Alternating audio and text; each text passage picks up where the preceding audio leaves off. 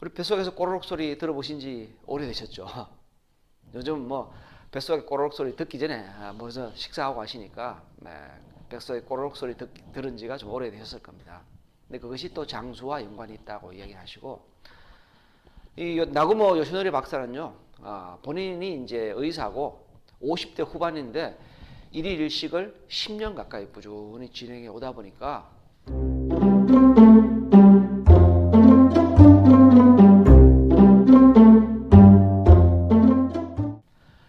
안녕하세요, 신건식입니다. 요즘 간헐적 단식에 대해서 관심들이 많으시죠. 뭐 각종 TV나 방송 매체에서 연예인들이 몸매 관리나 건강 유지를 위해서 하는 분들이 많으니까 또 관심들이 많으신데요. 일단 또 뭐 무조건 굶는 게 아니고 먹으면서 하는 거니까 또 관심들이 많으신 것 같습니다.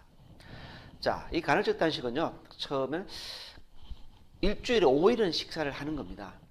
그리고 이틀은 한 500에서 600 정도의 킬로칼로리에 제한된 칼로리만 섭취하면서 배고픔을 예방하는 식사법이죠. 이것은 영국의 이제 마이클 모슬리라는 분에 의해서 처음 시작이 됐고요. 우리나라 같은 경우는 2013년도죠. SBS에서 이제 끼니의 반란, 여기에 이제 방영이 되어서 우리나라에 상당히 인기를 끌었습니다. 그때 이제 간헐적 단식을 소개했었고요. 그때 이제 조경국 씨라는 이제 간헐적 단식을 하면서도 이 몸짱 몸매를 유지했던 조경국 씨와 같은 스타도 나왔었습니다. 자, 그럼 간헐적 단식은 기본적으로 크게 어떻게 이야기하느냐면 두 가지로 나눌 수가 있어요. 첫 번째는 16대 8 법이고요. 두 번째는 5대 2 법이죠. 16대 8 법은 뭡니까? 16시간 동안 비워두고 8시간 동안 그래도 먹고 싶은 걸 먹고, 이게 이제 16대 8이고요. 5대 같은 경우는 일주일 중에 5일은 정상 식사를 하고, 그다음에 이틀 같은 경우는 하루에 한 끼 먹자. 이것이 바로 5대2 간헐적 단식입니다. 이 두 가지의 핵심이 뭐냐 그러면요, 먹을 때는 먹지만은 먹지 않을 때는 비워두자. 이게 핵심입니다. 우리의 위장도 마찬가지잖아요. 일할 때 일하고 쉴 때는 쉬어줘야 되니까 거기에 맞추어서 착안을 해서 나온 것이 바로 이제 간헐적 단식이고요. 이 간헐적 단식도 이전에 이제 원조가 있습니다. 바로 일일 일식을 이야기한 나구모 요시노리 박사죠. 이 나구모 요시노리 박사는요, 하루 한 끼 식사가 오히려 건강하게 사는 비결이며 영양을 계속 섭취해야 된다는 이 건강하다는 이 생각 자체가 낡은 사고방식이라고 얘기합니다. 그래서 이 나구모 요시노리 박사가 한 얘기가 뱃속에서 꼬르륵 소리를 들어야 건강 장수 유전자인 시로토닌 유전자가 활성화된다고 얘기합니다. 우리 뱃속에서 꼬르륵 소리 들어보신 지 오래되셨죠? 요즘 뭐 뱃속에 꼬르륵 소리 듣기 전에 먼저 식사하고 하시니까 뱃속에 꼬르륵 소리 들은 지가 좀 오래되셨을 겁니다. 근데 그것이 또 장수와 연관이 있다고 이야기하시고, 이 나구모 요시노리 박사는요, 본인이 이제 의사고 50대 후반인데 일일 일식을 10년 가까이 꾸준히 진행해 오다 보니까 50대 후반인데도 30대의 몸매와 건강 상태를 유지하고 있다는 것입니다. 그래서 우리나라에 일일 일식이 유행을 했었고요. 또 많은 사람들이 막 따라 했었죠. 뭐 저도 그때 해봤지만은 문제는 힘들어요. 웬만해서는 일일 일식 지키기가 쉽지 않습니다.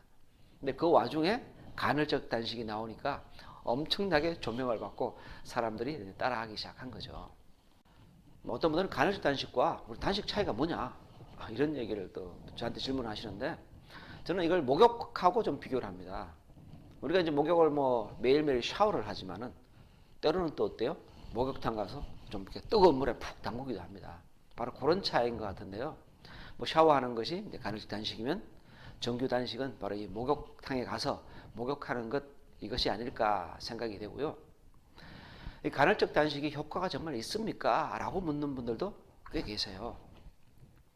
이 부분에 대해서는 2019년도에 존스 홉킨스 대학에서 간헐적 단식에 관해서 연구를 했습니다. 그래서 항노화, 노화를 방지해주고 항암, 암을 예방해주고 그리고 치매 예방, 이런 상당한 효과를 이야기했는데 체중과의 관계는 물음표를 제시했습니다. 체중 빠지는 데는 큰 효과가 없지 않나, 이렇게 발표를 했어요. 간헐적 단식이 이제 가장 쉽게 접하는 것이 16대 8입니다. 16대 8은 일단은 뭐 저녁 8시까지는 먹고 8시 이후부터는 이제 좀 비워두는 것이죠. 물만 먹고 그리고 다음 날 12시에 식사를 하는 것이죠. 그러다 보니까 이제 16시간 동안 단식을 하는 효과가 있는데요. 쉽게 얘기하면 아침을 안 먹는 겁니다. 근데 이 부분에 대해서도 논란이 많죠. 의사들 같은 경우는 어때요? 아침 안 먹으면 큰일 나는 것처럼 이야기하고 삼시세끼, 특히 아침은 꼭 챙겨 먹어야 된다라고 이야기를 하십니다. 그런데 또 반면에 이 자연치유학자들은요, 예전부터 아침을 안 먹는 게 건강에 좋다고 이야기해 왔습니다. 우리의 몸이 깨어났을 때 아직 적응이 제대로 깨어나지 않았는데 그때는 뭘 먹는 것보다는 그냥 물 좀 마셔주고 비워두는 게 오히려 몸에 좋다는 것이죠. 요즘 TV에 자주 나오는 우리 의사 박용우 원장님이 계시죠. 스타 의사분인데요. 이분 같은 경우는 20년 동안요, 삼시세끼를 무조건 챙겨 먹어야 된다. 심지어 하루에 4끼를 먹어야 된다. 라고까지 이야기하신 분인데 요즘은 간헐적 단식에 심취하셔가지고요. 간헐적 단식을 본인이 쭉 해오고 있고 그리고 뭐 최근엔 간헐적 단식의 효과에 대한 책도 이렇게 내셨더라고요. 또 어떤 분들은 이제 저는 원래 귀찮아서 아침을 잘 안 먹는데 간헐적 단식을 하고 있는 것이네요? 라고 하시는 분도 계십니다. 또 어떤 분들은 저는 우유 한 잔 먹는데 이거 간헐적 단식입니까? 아닙니까? 혹은 뭐 과일 몇 조각 먹는 것도 간헐적 단식인가요? 아닌가요? 이런 질문들이 참 많으세요. 이게 이제 뭐 간헐적 단식의 정의로 보면은 16시간을 비워두는 거니까 딱 간헐적 단식으로 할 수는 없지만은 이게 또 정답이 뭐냐고 물으면 참 대답하기가 곤란합니다. 저 같은 경우도 이제 10년째 간헐적 단식을 해오고 있지만요. 뭐 아침에 그냥 라떼 한 잔씩 먹습니다. 그러니까 이제 정답은 없고 스스로 해보고 판단하는 게 가장 좋은 것 같아요. 이 단식도 마찬가지입니다. 단식도요, 몸에 맞는 사람이 있고 맞지 안 맞는 사람이 있어요. 다 맞는 게 아닙니다.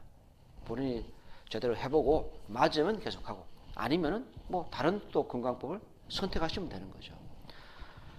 저는 그 통합의학의 선구자인 전세일 원장님께서 하신 말씀이 참 와닿아요.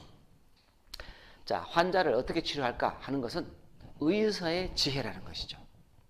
또 반대로 환자가 어떤 의사를 찾아가고 어떤 병원에 갈 것인가 이것은 또 환자의 지혜라는 것이죠.